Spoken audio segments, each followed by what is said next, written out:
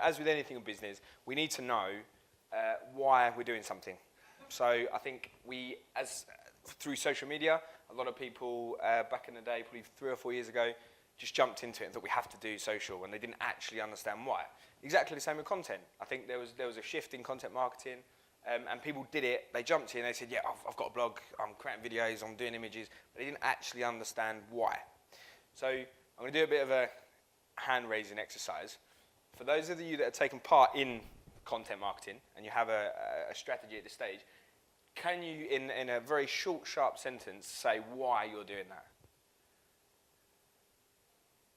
Anyone brave enough? Sam? Purpose of SEO. Cool, good. So you're perfectly right. I'm sitting here with my 4Ps hat on. We're doing content for the purpose of search. But there's more to it than that. There's actually the purpose. So I've picked 4 at random kind of visions for why some of our clients are doing content. So we want to be the #1 authority in family holidays. No one knows more about British motoring. We're helping people become the savvy traveller and finally get people excited about food. So yes, we are encouraging people to do content for the purpose of search, and there's lots of other sub-benefits to that. But actually, what at the heart of it, what is the passion behind why we want to do content? So I won't test anyone now, but it is great. We need to have that one-liner of actually why. So why do we want to produce content? And then we can look at search benefits, we can look at traffic benefits, we look at ultimately revenue benefits. So, why content's important?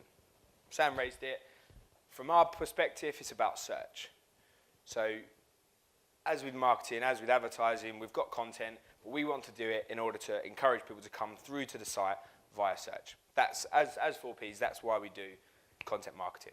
So, I won't bore you with the evolution of how kind of off-site SEO has changed, but fundamentally, it used to be link building. People used to buy lots and lots and lots of links to their site. That used to be a ranking factor. It's not anymore. Now we do content. So by having great, engaging content that's relevant to the user, we can again generate links back to the site, and that is what Google is deeming as right.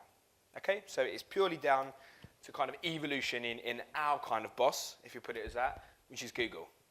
So many of you probably would have heard around the various different updates. We had the Penguin, we had the Panda, and now we're making way for the latest, which is Hummingbird. So the biggest part about Hummingbird is the kind of the human interaction of what Google want to go through. And we follow suit with Google. So with every update, we start to adapt our strategies, and we adapt our strategies for our clients. So if we take an example for car insurance, as a straight up search, that gives you the results. And you'll be able to see that most of them are actually insurance providers or comparison sites. Okay? So search behaviors have started to change. And Google can read that. So if we add a single word in there, so buying car insurance, and you look at the top few results, it's not necessarily about where to get insurance from. It's actually how to get the cheapest car insurance. It's choosing your car insurer from the AA. It's car insurance what? So advice. So simply by changing that search, Google are starting to recognize that people are looking for different things. And that is where the content really comes in, because Google want to find the most relevant content for the search. And you can play around with so many different searches, basically semantic search. So Google is starting to recognize that people are after certain things. So search behaviors has very much changed the way that we do content or off-site SEO. So some of my favorite brands and businesses that are doing content marketing, a lot of these are very traditional businesses and don't have anything to do with content. So Red Bull, for example, started off as a drinks provider. Everyone knows who Red Bull are. But actually, they're probably more known now for actually the great stuff they do. So the sponsorship of sports, all of their news stuff they do, all of their blogs. Their website is a huge abundance. ASOS sell clothes. But actually, if you go to ASOS homepage now, the first thing you see is content about lifestyle, about fashion, about sport, about films. So they've changed that approach. And I mentioned earlier around getting people into your site. So traditionally, we would look at sales and we say, yeah, we'll go outbound and we'll pull people in. But actually, we can pull people through great content. And actually, once they're on the site, so Confused.com is another great example. Once they're on the site, once they're ingesting that content, we can create that full circle and we can bring them through to the conversion points. Many brands are using content to drive quality traffic, and I think the quality bit there is the crucial bit. We can pump lots and lots of content out to lots of different places on the site, on the web, sorry, but if the context is not there, if the audience is not right, then we're just going to get a load of poor traffic to the site. So when the next slide is going to start to talk about how we do this, that's where we need to concentrate on the quality. So we want to focus on the quality users and fundamentally the eyes. What eyes are going to be seeing that piece of content, and are they the right people you want to be seeing it? So, foundations of a content strategy. That is a picture of a cake, a multicolored cake that has lots of different flavors and lots of different ingredients. So someone in the agency, she's not here today, Ruth, mentioned about a great thing around a cake and how your website should be made like a cake. Lots of different flavors, lots of different levels. So if we just take a typical e-commerce site, we're looking at, may have 1 or 2 layers. So we've got 2 or 3 different categories. But actually, from a content point of view, we can add lots of different layers to the site that will appeal to a wider audience and fundamentally bring people to the site. So we're using that pull tactic for the content. Fundamentally, everything we do is around 3 stages of purchase, and I did briefly mention this in the panel earlier. Awareness, consideration, and conversion. So we want to tailor our content to each of these phases. So if we take the food, so when someone's in an awareness phase, they're searching for recipes as a whole. So they don't really know. They know they need a recipe. What do? What content can we produce as a brand, whether it's on our own site or whether it's on a third party, that is very broad and helps people move from awareness to consideration? So children's recipes. So we've taken them down a little journey. So we know they're a little bit more niche and they're considering what type of recipe they're going to make for their kids on a Wednesday night. And then finally, we get to the conversion. So they know they want to make lasagna for their kids because lasagna is amazing. So you can see that each of these levels needs to have its own mini content around it. And there's going to be lots of different stages of every different user. So when we go on to the actual planning stages, that is a cocktail, we start to take that in. So, cocktail. How many variations of ingredient could go into that cocktail? Lots. So many, many different variations. So we start to look at the mix. So as we do with the general marketing mix, what do? How do we want to get our messages out? How do we want to build our business? Actually, it's exactly the same with our content. So where do we want to distribute it? Who do we want to help create it? So just a few up here, we've got top right, website. So your website, but also other people's websites. You've got your blog, you've got other people's blogs. You've got a community section you might have. You've got any brand business partners. So lots of people in this room will have people as part of their everyday business network that will have their own websites, that will have their own blogs, will have their own social communities. How can we tap into those people that are relevant to your business and get them to ingest that content and know about you as a brand? And then we've got the normal press, and finally we've got the social media at the top left.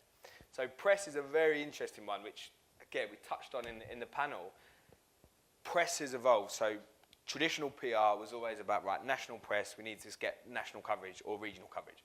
But actually press, how they've changed, they all have websites. They all have their own content strategies around distributing their content.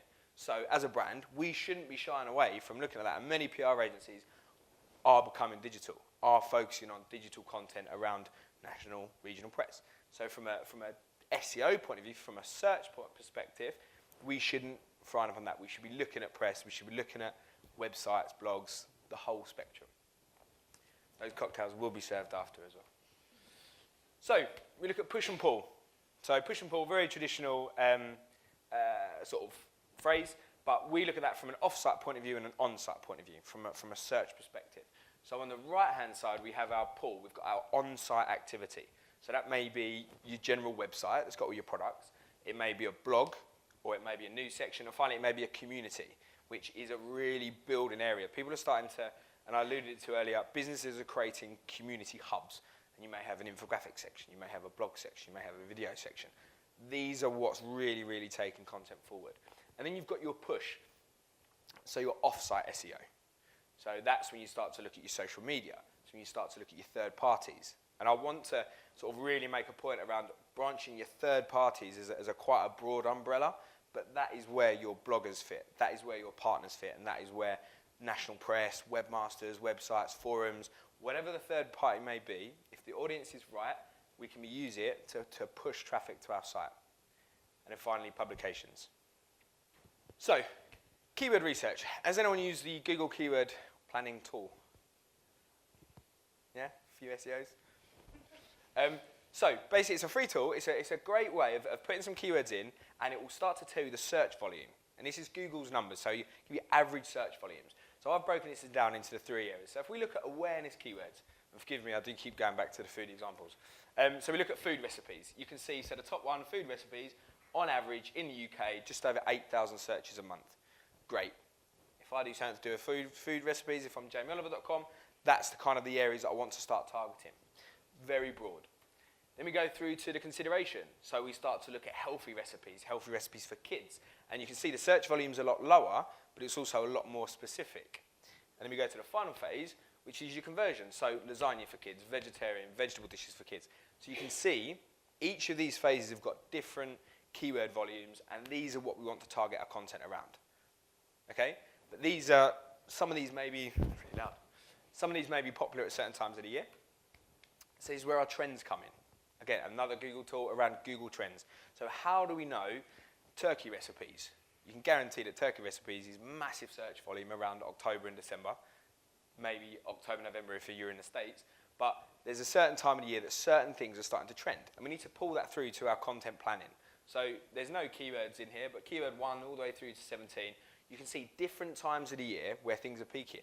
We need to have that understanding as a business. You guys need to know when a certain keyword has got a great opportunity, where the demand is there, and create the content around that, optimize it, whether it's hosted on your site, whether it's hosted on a third party, to actually capture that increase in demand, fundamentally.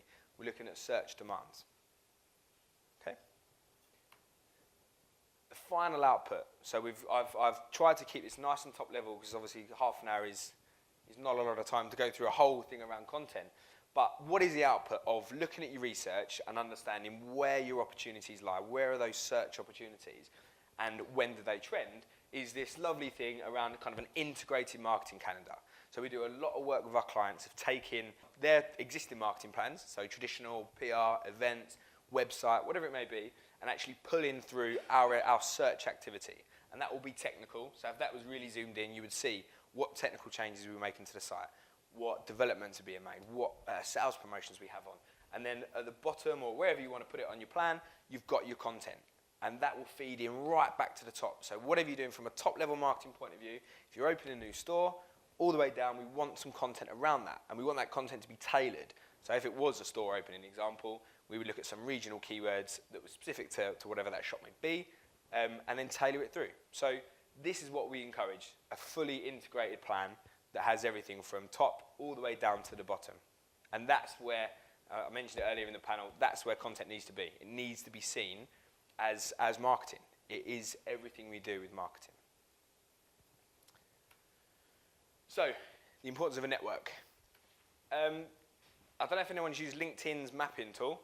It's a really, really good tool. But basically, that is a visual of my LinkedIn network.